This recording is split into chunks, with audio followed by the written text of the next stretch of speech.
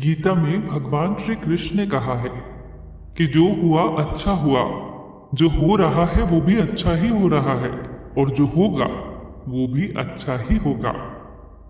कभी कभी हमारे मन में यह प्रश्न भी आता है कि हर वो परिस्थिति अच्छी नहीं हो सकती जब हमारे साथ बहुत बुरा हुआ हो।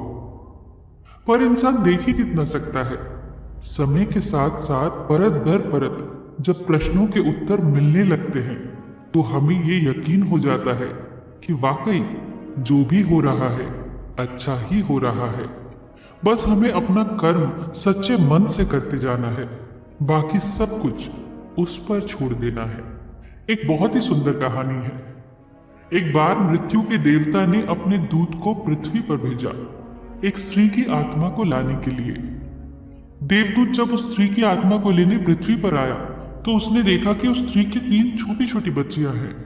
एक तो इतनी छोटी है कि मां से लिपटकर बिलख बिलख कर रो रही है।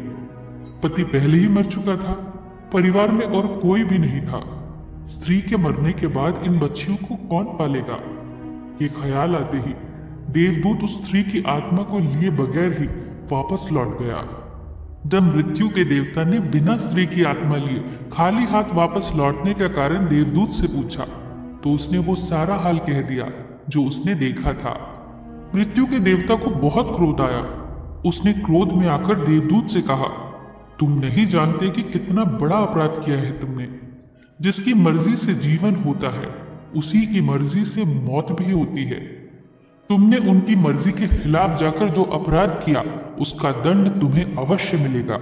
तुम्हें पृथ्वी पर जाकर तब तक रहना पड़ेगा जब तक कि तुम्हें अपनी भूल का एहसास नहीं हो जाता, और जब जब तुम्हें अपनी भूल का एहसास होगा तुम्हें हंसी आएगी, और जब तुम 3 बार हंस लोगे तब तुम्हें वापस बुला लिया जाएगा। देवदूत ने सोचा, सही तो मैं ही हूं, फिर मुझे अपने ऊपर हंसने का मौका कैसे मिलेगा? वो ये सोच ही रहा था कि उसे पृथ्वी पर फेंक दिया गया। अब उसका शरीर हर एक चीज को ऐसे ही महसूस करने लगा जैसे एक मनुष्य का शरीर करता है। जाड़ी की कपकपाती ठंड थी, हड्डियां भी कड़क रही थी और वो निर्वस्त्र था। मंदिर के पास जहां वो देवदूत सिकुड़ कर लेटा था वहीं से एक माधो नाम का चर्मकार गुजर रहा था। वो अपने बच्चों के लिए सर्दियों के कपड़े और कंबल खरीदने शहर जा रहा था। चर्मकार ने जब उसे देखा तो वो हैरान हो गया। उसने ऐसा मनुष्य पहले कभी नहीं देखा था। कितना तेज था उसके चेहरे पर। फिर वो सोच में पड़ गया, ये निर्वस्त्र क्यों है? शायद किसी ने इसका सारा सामान लूट लिया हो। उसने देवदूत से पूछा, कौन हो भाई, कहां से आए हो? देवदूत ने कहा, अभी मैं कुछ नहीं बता सकता, बस मुझे यहाँ दंड भोगना है। तुम्हारा घर कहाँ है? माधो ने पूछा। मेरा कोई घर नहीं है, मैं बस दंड भोगने आया हूँ। माधो को उस पर तरस आया। उसने अपना कोट उसे उड़ा दिया और उसे अपने साथ घर ले चला। रास्ते भर सोचता जा रहा था, पत्नी बहुत चिल्लाएगी, क्या जवाब दूंगा? पर इसे ऐसी हालत में छोड़कर भी तो नहीं जा सकता। पति ने जैसे ही देखा कि माधो न तो कुछ खरीद कर लाया है, ऊपर से एक निर्वस्त्र आदमी को उठा कर ले आया है, तो वो आग बबूला हो गई। खूब चिल्लाई माधो पर थी तो माधो की ही पत्नी। थोड़ी देर बाद दोनों के लिए खाना भी ले आई। देवदूत पहली बार हंसा, जोर जोर से हंसा। दोनों ने कारण पूछा हंसी का, तो देवदूत ने वही जवाब दिया, अभी कुछ नहीं बता सकता, मुझे यहाँ दंड भोगना है। जानते हैं देवदूत क्यों हंसा? देवदूत इसलिए हंसा क्योंकि न तो माधो जानता था न ही उसकी पत्नी कि वो एक देवदूत को घर लाए हैं। उसके आते ही घर खुशियों से भर जाएगा। पत्नी को सिर्फ बच्चों के कपड़े और कंबल दिख रहे थे जो नहीं आए थे, वो नहीं दिख रहा था जो आया था। इंसान देख ही कितनी दूर सकता है। जल्दी ही देवदूत उनके परिवार के बीच एक सदस्य की तरह रहने लगा। वो उसे मैकू बुलाते। उसने कुछ दिनों में ही माधो से चर्मकारी का सारा काम सीख लिया। मैकू के बनाए जूते दूर दूर तक प्रसिद्ध होने लगे। माधो अब धनवान होने लगा।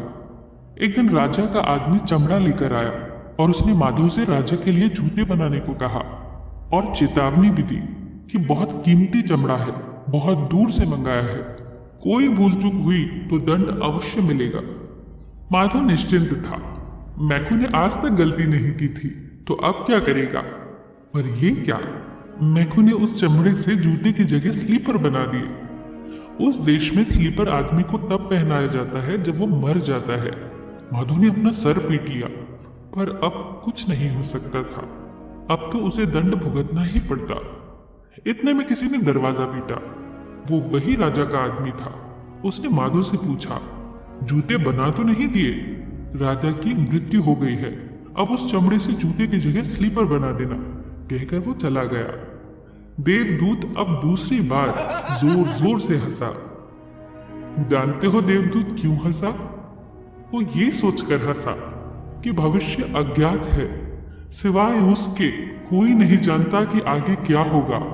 सब अतीत के आधार पर ही निर्णय लेते हैं और वास्तव में होना क्या है किसी को नहीं पता।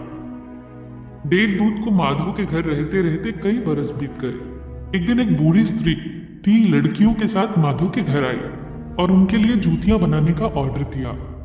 देवदूत ने जैसे ही उन तीनों लड़कियों को देखा तो वो पहचान गया कि ये तो वही 3 बच्चियां हैं जिनकी मां की आत्मा लेने मुझे भेजा गया था। देवदूत ने उस बूढ़ी औरत से पूछा, कौन है आप और ये 3 लड़कियां आपकी कौन है? बूढ़ी स्त्री ने तब कहा, इनकी मां जब ये तीनों बहुत छोटी थी तभी मर गई थी। मैंने इन्हें रोते बिलखते देखा तो अपने घर ले आई। मेरा इस दुनिया में कोई नहीं था। ये तीनों ही मेरी खुशियों की वजह बनी। आज मेरी अपार संपत्ति के मालिक ये तीनों ही हैं और अब इन तीनों का राजघराने में विवाह होने जा रहा है।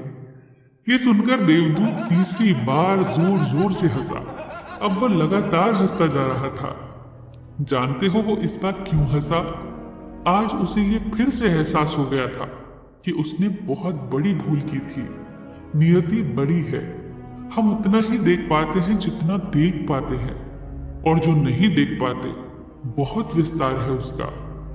आज उसने माधव को अपनी पूरी दास्तान सुनाई और अपने लोक चला गया, क्योंकि आज उसका दंड पूरा हो गया था।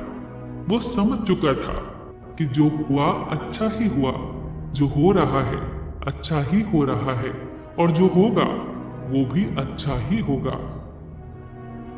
फिर मिलेंगे दोस्तों अगली कहानी के साथ। तब तक के लिए अपना ख्याल रखना और हमेशा मुस्कुराते रहना।